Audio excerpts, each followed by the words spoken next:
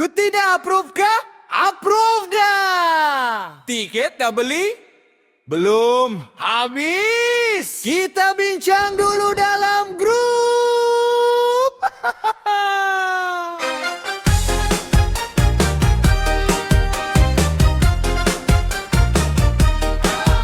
Dalam grup WhatsApp bunyi tak berhenti.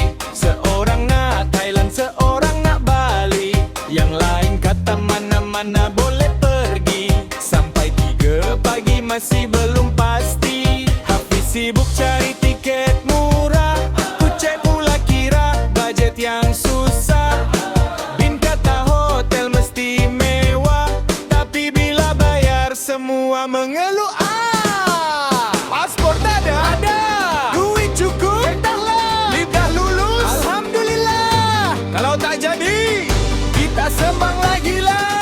Jom jalan ramai-ramai, tak kisah jauh atau damai. Yang penting kawan di sisi, gelak sampai sakit pipi. Jom jalan ramai-ramai, ambil gambar sana sini. Bajet lari tak apa lagi, asalkan memori kekal abadi. Yo, dalam grup bincang macam-macam cadangan. Tanya nak pergi semua angkat tangan. Bila sampai masa nak kutip bayaran, tinggal 5 orang saja masih bertahan. Seorang kata gaji belum masuk, seorang kata motor rosak teruk, seorang lagi tiba-tiba senyap. Online nampak tapi tak jawab. Cari tiket sampai tengah malam, banding harga macam main saham. Bila jumpa yang paling mengancam, rupanya transit 19 jam. Hari berlepas semua bergaya, macam artis masuk lapangan raya.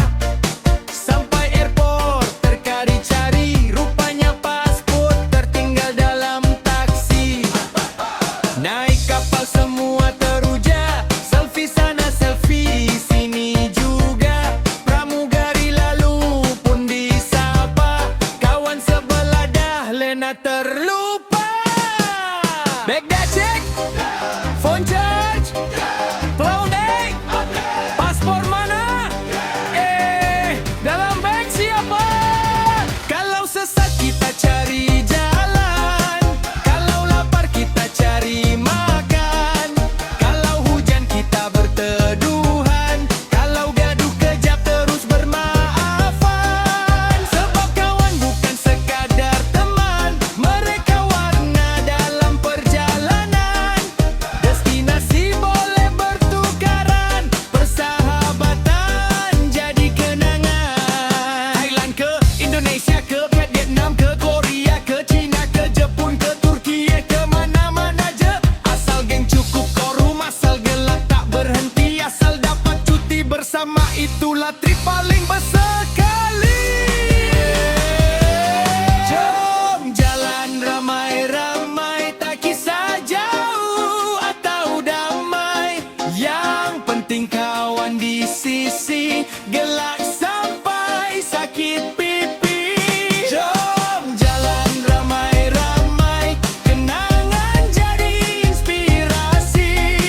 Bila tua nanti kita cerita, trigelaga.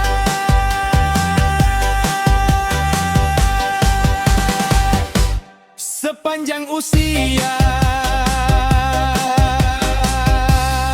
Seterusnya pergi mana? Kita bincang dalam grup dulu. Penatlah urus sendiri lepas ni amik trip neng playmaker ja. Hahaha.